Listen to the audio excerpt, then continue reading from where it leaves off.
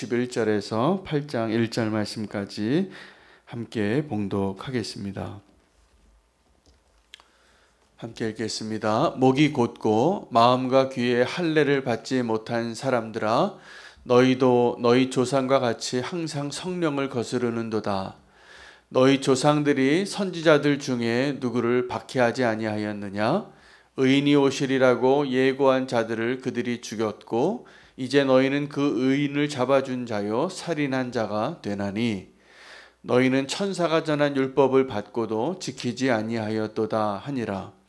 그들이 이 말을 듣고 마음에 찔려 그를 향하여 이를 갈거들 스데반이 성령 충만하여 하늘을 우러러 주목하여 하나님의 영광과 및 예수께서 하나님 우편에 서신 것을 보고 말하되 보라 하늘이 열리고 인자가 하나님 우편에 서신 것을 보노라 한데 그들이 큰 소리를 지르며 귀를 막고 일제히 그에게 달려들어 성 밖으로 내치고 돌로 칠세 증인들이 옷을 벗어 사울이라 하는 청년의 발 앞에 두니라.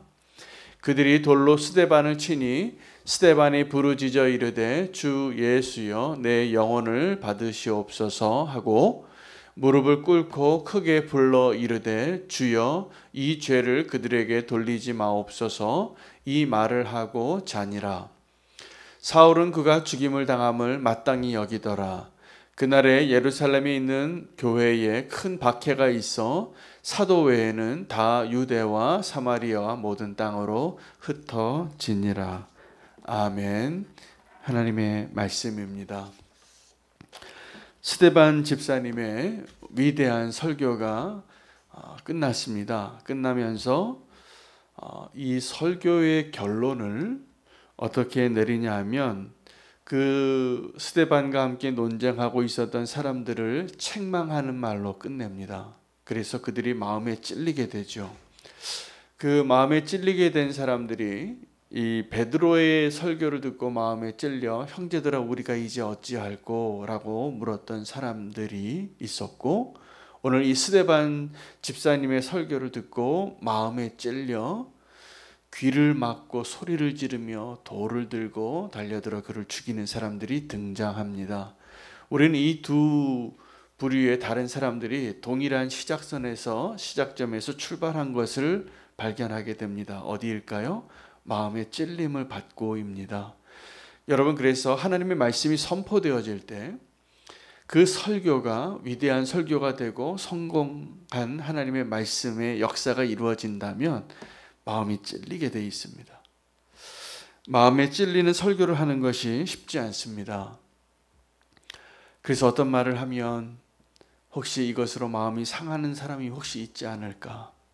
그것을 배려해서 어떤 단어 하나를 선택해도 조심스러울 때가 있습니다. 그렇게 말씀을 전해야 하는 것이 맞습니다. 그러나 하나님의 말씀이 우리의 마음을 찔리게 하는 것이 은혜입니다. 하나님의 말씀으로 내 마음이 찔리지 않는다면 그냥 하나님의 말씀이 내게 달콤한 꿀과 같고 나를 위로하고 나를 기분 좋게 하고 나를 만족하게 하는 것을 위하여 하나님의 말씀을 들을 수 있는 사람이 우리 가운데 과연 얼마나 될까요? 사실은 우리는 하나님의 말씀 앞에 설 때 우리의 부끄러운 모습이 드러나고 감추어진 죄가 드러나는 것이 정상입니다. 마음에 찔렸다 하는 것은 들킨 것을 의미합니다. 마음에 그 들킨 것을 경험한 사람들 가운데 어떤 사람은 이 말씀을 전하는 사도들 앞에 나와 우리가 이제 어찌할꼬 라고 묻고 회개의 자리로 나가는 사람들을 사도행전은 기록하고 있습니다. 베드로의 설교를 듣고 그렇게 반응했습니다. 이제 스데반 집사님의 설교를 듣고 그들은 마음에 찔려서 어떻게 반응했냐 하면 이를 갑니다. 그리고 죽이려고 작정을 하고 귀를 막고 고함을 지르고 이러한 자는 이 땅에 없이 하여야 한다 라고 외치고 돌로 쳐 죽이는 자가 됩니다. 이 스데반 집사님의 설교는 위대한 설교였습니다. 그리고 그는 그 위대한 설교의 결과로 위대한 순교를 하게 됩니다. 하나님의 말씀을 전하다가 성령 충만하여졌고 하늘 문이 열리고 그리고 하나님 보좌 우편에 서 계신 예수 그리스도와 하나님의 영광을 보았다라고 기록합니다. 그리고 그가 그렇게 돌 맞으면서 이야기하는 거죠. 내가 하늘이 열리고 예수 그리스도를 지금 보고 있노라고. 이제 그들은 더 이상 참을 수가 없었습니다. 여러분, 이렇게 가장 위대한 설교를 듣고 그 성령 충만한 사람들을 보고 달려드는 사람, 그들이 마음이 찔렸기 때문이었다라고 기록하고 있습니다. 그런데 더 놀라운 것은 이 스데반 집사님의 위대한 설교, 위대한 순교보다 더 위대한 것이 위대한 용서였습니다. 분노하여 돌을 들고 자기를 쳐서 죽이려고 길을 막고 달려드는 그 사람들을 보고 이 스데반 집사님이 마지막 죽음을 앞두고 딱 두 가지 기도를 합니다. 하나는 주여 내 영혼을 받아 주시옵소서입니다. 또 하나는 주여 저들의 죄를 용서하여 주시옵소서. 이 용서는 오직 십자가에서만 가능한 용서입니다. 위대한 용서입니다. 나를 죽이려고 분노한 사람들을 보고 그들의 죄를 용서해달라고 구할 수 있는 그 기도, 그 용서 구할 수 있는 사람이 과연 얼마나 있을까요? 스데반 집사님은 놀라운 축복의 사람이 됩니다. 그는 결국 그렇게 순교하게 되고 오늘 본문의 마지막 절이죠. 8장 1절에는 이렇게 기록합니다. 사울은 그가 죽임을 당함을 마땅히 여기고 그날에 예루살렘에 있는 교회는 두 가지 사람으로 나뉘어지게 되는데 사도들은 예루살렘에 남고 그 외의 모든 성도들은 유대와 사마리아 모든 땅으로 흩어지게 됩니다. 여러분, 그래서 교회 역사에 있어서 두 사람이 이 사도행전에서 중요한 역할을 하는데 하나는 이 스데반 집사님이고 또 하나는 사도 바울의 사역의 시작입니다.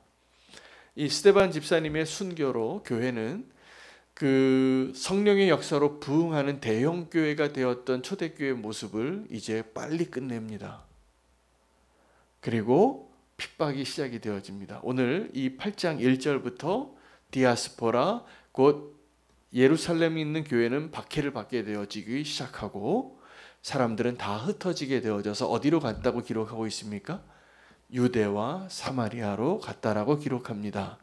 그리고 나중에 바울이라는 사람이 나타나서 그가 유대인이 아니라 이방인을 위하여 택한 하나님의 그릇이 되어서 땅 끝까지 가는 선교를 시작합니다. 로마서에 보면 그가 정말 그가 갈 수 있는 발로 갈 수 있는 땅 끝까지 다 복음을 편만하게 전했다라고 말합니다. 하나님이 역사하신 것이죠. 성령의 역사하심 가운데 교회가 확장되어지고 하나님의 나라가 이렇게 확장되어지는 일 가운데 변곡점이 두 번이 있었다는 것이죠. 초대교회의 아름다운 모습, 그들이 모이기를 힘쓰고 말씀과 기도에 전념하고 자기의 것을 주장하지 않아서 자기의 집의 재산을 땅을 팔아서 교회에 헌금해요. 그리고 그들이 가난한 자들을 먹고 먹이고 함께 기도하고 모일 때마다 주를 찬미하고 사람들에게 칭찬받는 그 교회가 되는 것 짧았습니다. 여러분, 우리가 꿈꾸는 교회의 아름다운 교회의 모습, 이렇게 사람들이 많이 모이고 대형 교회가 되고 사람들이 칭찬받고 이 땅에서 행복한 교회의 모습, 그게 아주 짧았다는 거예요. 스데반 집사님이 설교하고 성령 충만해서 그 행복했던 초대교회의 모습의 정점에서 한 사람이 순교당하고 그 이후로 사도행전 1장 8절에 예수님께서 올라가시면서 승천하시면서 말씀하셨던 예언대로 오직 성령이 너에게 임하시면 너희가 권능을 받고 이 예루살렘과 온 유대와 사마리아와 땅끝까지 이르러 내 증인이 되리라 약속하였던 그 교회의 확장과 성장과 하나님의 나라의 뜻이 이루어지게 되는 것이죠. 그때 그 교회의 큰 변화 가운데 핵심에 섰던 이 한 사람 스데반이라는 분, 이 스데반 집사님이 우리에게도 지금 필요한 것을 우리는 깨달아야 합니다. 그의 위대한 설교, 위대한 순교, 그리고 위대한 용서가 어떠한 결과를 만들어냈냐 하면 교회의 흐름을 바꾸는 거예요. 사람들은 어쩌면 그때 당시에 예루살렘에 있었던 수천 명의 성도들은 이제 우리가 이렇게 고난을 당하고 힘들어지고 쫓겨나고, 왜요? 이 일이 어떻게 시작이 되냐 하면 스데반의 순교로 이 8장 1절에 사울이 이렇게 말하거든요. 그가 죽임당함을 마땅히 여기더라.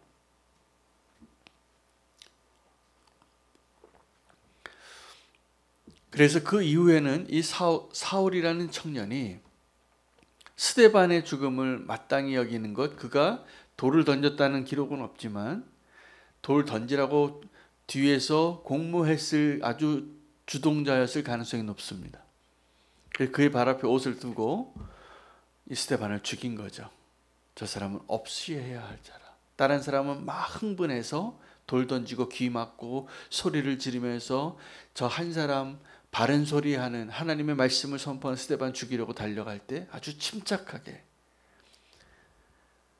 논리적으로 계획적으로 이 예수를 따르는 사람들을 다 멸해야 하겠다라고 확신을 가진 한 사람, 사울이라는 청년이 등장하는 거예요.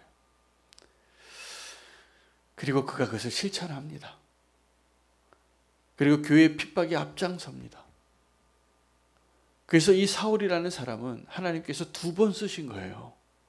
스데반의 순교 때 이 예루살렘 교회를 박해하는 자로 쓰고, 그가 나중에 다메섹 도상에서 예수를 핍박하는 자로 예수님을 만났을 때 꼬꾸라지게 만드는 원인이 되는 것이죠.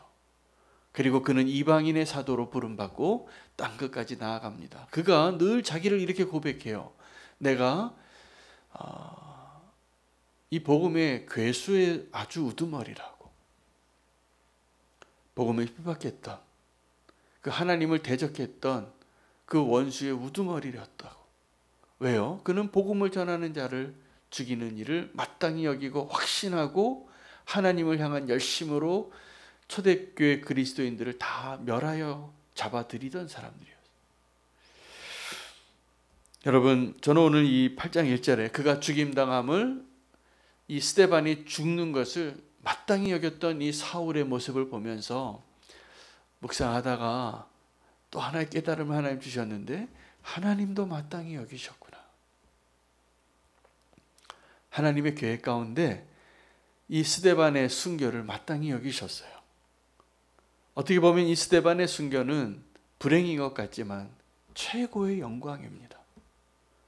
그리고 그 스데반의 죽음을 마땅히 여기고 그 사건을 계기로 예루살렘 교회가 다 흩어지게 하고 하나님 나라가 확장되어지는 일을 이 스데반의 순교를 통하여, 이 스데반이 성령 충만하여 가장 위대한 설교를 하고 가장 위대한 순교를 하고 가장 위대한 용서를 하는 그 모습을 통하여 이루신 것이죠. 여러분, 우리도 이 스데반 집사님의 순교를 마땅히 여기는 자 되시기를 축복합니다. 사울이라는 청년이 그의 죽음을 마땅히 여겼던 그 마땅히 여김이 아니라 하나님께서 그 의롭고 성령 충만하고 착했던 이 스데반 집사님의 순교를 마땅히 여기셔서 이제 그 교회가 예루살렘에만 머물러 있지 아니하고 온 유대와 사마리아로 나아가는 그 일로 사용하셨던 그 놀라운 하나님의 계획을 깨닫고 우리도 마땅히 여기며 살아갈 수 있는 믿음의 사람이 되는 것이 오늘 우리의 기도 제목이 됐으면 좋겠습니다. 왜냐하면 우리는 이것을 마땅히 여기고 싶지 않기 때문입니다. 우리는 위대한 설교를 하고 위대한 사역을 하고 하나님이 내게 복 주시기를 원해요. 근데 하나님의 뜻은 이 위대한 설교의 결론이 순교였어요.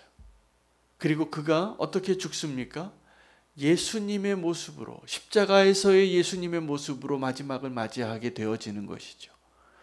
여러분, 우리는 이러한 스데반의 모습을 보면서 이것을 안타까워하는 불행이라고 여기시고 있습니까? 아니면 우리가 부러워하는 영광스러운 순교자의 모습이라고 보고 있습니까? 사울이라는 청년은 그가 마땅히 죽어야 한다라고 여겼지만 하나님은 그를 영광스러운 순교자의 모습으로 바꾸시고 교회의 역사를 바꾸기 시작합니다. 오늘 우리가 그 스데반 집사님을 좀 닮아갈 수 있으면 좋겠습니다. 그 스데반 집사님은 예수 그리스도를 닮아갔어요. 마지막에 예수님을 닮을 수 있는 것 가장 큰 축복입니다. 베드로가 마지막에 예수님의 십자가의 자리에서 비겁하게 도망간 제자의 모습이었지만 디베라 바닷가에서 다시 예수님께서 그를 회복시켜 주시고 베드로의 마지막을 영광스럽게 할 수 있는 은혜를 주세요. 그리고 한 번 더 부르시는 거예요. 너는 나를 따르라. 그리고 베드로에게 축복하여 주신 그 축복의 예언이 뭐냐면 네가 어떻게 죽을 것인가를 이야기해요. 네가 젊어서는 네 마음대로 네가 띠뛰고 다니지만 네가 늙어서는 네 팔을 벌리고 네 마음대로 할 수 없는 그 안타까운 십자가의 죽음을 너도 맛보게 될 것이다. 이게 베드로를 향한 저주였을까요? 아니면 베드로를 향한 축복이었을까요? 분명히 축복입니다. 여러분, 우리의 마지막이 예수 그리스도와 닮아갈 수 있도록 오늘 기도할 수 있는 저와 여러분 되시기를 축복합니다. 십자가에서만 가능한 용서, 십자가에서만 가능한 위대한 고백, 위대한 순교, 위대한 용서, 주님께서 오늘 우리의 소망이 되어주시는 기도의 제목이 되기를 소망합니다. 오늘 이 말씀을 붙잡고 함께 예수님을 닮아갔던 스데반 집사님을 우리도 닮아가게 해달라고, 그것이 오늘 우리의 기도가 되기를 원합니다. 오늘 말씀 붙잡고 기도하겠습니다.